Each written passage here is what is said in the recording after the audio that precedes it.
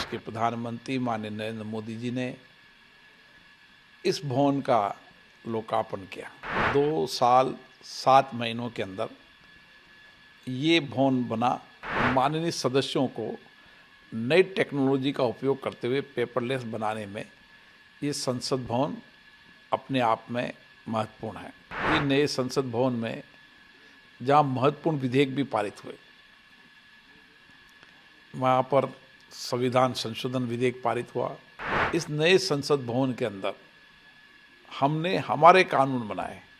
राम मंदिर जिसकी हम वर्षों से मांग कर रहे थे, राम मंदिर निर्माण के बाद यहाँ संकल्प पारित हुआ राम मंदिर निर्माण पर, और इसी के साथ साथ 2047 में भारत कैसा होगा उसके लिए भी यहाँ चर्चा हुई। 28 मई 2023 को आज के दिन 1 वर्ष पूर्व देश के प्रधानमंत्री माननीय नरेंद्र मोदी जी ने इस भवन का लोकार्पण किया।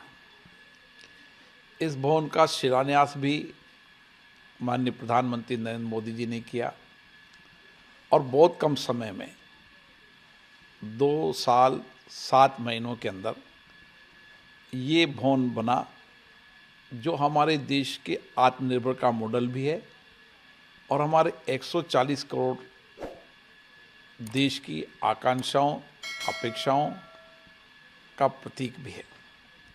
मैं निश्चित रूप से कह सकता हूँ प्रधानमंत्री नरेंद्र मोदी जी के विजनरी नेतृत्व के कारण कम समय के अंदर ये भवन बना, जो हमारे आत्मनिर्भर भारत की झलक है।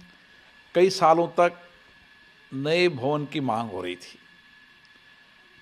लोकसभा राज्यसभा दोनों सदनों ने सरकार से आग्रह किया, सरकार ने हमारे प्रस्ताव को स्वीकार किया और नया संसद भवन बना।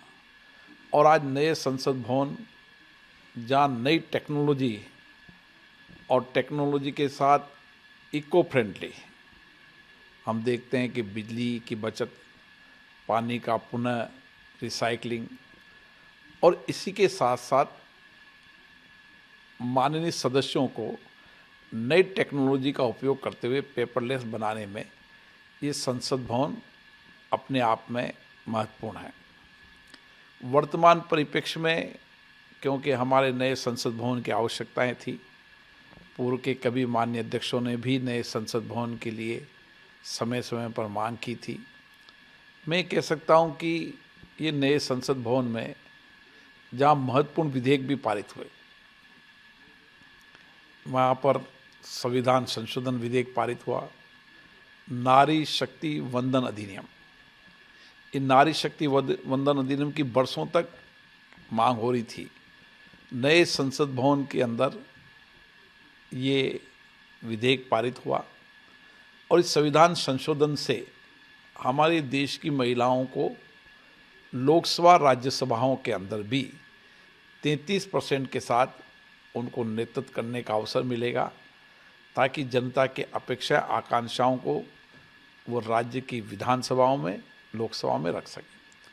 इसी के साथ साथ हम अंग्रेज़ों के कानून से अभी तक देश चल रहा था। आज़ादी के बाद इस नए संसद भवन के अंदर हमने हमारे कानून बनाए, जिसकी बरसों तक मांग थी। हम कब तक अंग्रेज़ों के कानून से चलते हैं, और इसीलिए मैं माननीय प्रधानमंत्री जी, गृह मंत्री जी को धन्यवाद देता हूं, जिन्होंने आज़ादी के बाद अपने देश की संसद के बनाए कानून अब देश की जनता पर लागू हों। और कानून अपराध संहिता नहीं, न्याय संहिता। हम वर्षों से कह रहे थे कि ये कानून होना चाहिए न्याय संहिता के, लोगों को न्याय मिले, लोगों को सम्मान मिले। एविडेंस एक्ट भी पास हुआ ताकि जल्दी से जल्दी न्याय मिले, और मुझे आशा है कि नए कानून में जल्दी से जल्दी न्याय मिलेगा। इस संसद भवन के अंदर नए संसद में महत्वपूर्ण विषयों पर चर्चा हुई। भारत की अर्थव्यवस्था पर चर्चा हुई, राम मंदिर जिसकी हम वर्षों से मांग कर रहे थे, राम मंदिर निर्माण के बाद यहाँ संकल्प पारित हुआ राम मंदिर निर्माण पर, और इसी के साथ साथ 2047 में भारत कैसा होगा उसके लिए भी यहाँ चर्चा हुई।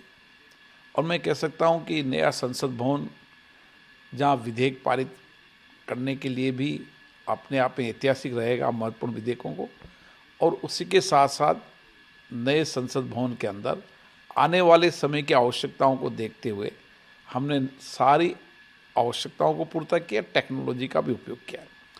इसी के साथ साथ नए संसद भवन के अंदर अभी तक लाखों लोग नए संसद भवन को देखने आए, और नए संसद भवन के अंदर हमारे न्यायाधीश, हमारे देश के विद्वान, हमारे पद्म भूषण, पद्म विजेता और जो देश के प्रबुद्ध लोग हैं, हर क्षेत्र के प्रबुद्ध लोगों ने भी नए संसद भवन को देखा है, और उन्होंने संविधान गैलरी को देखा।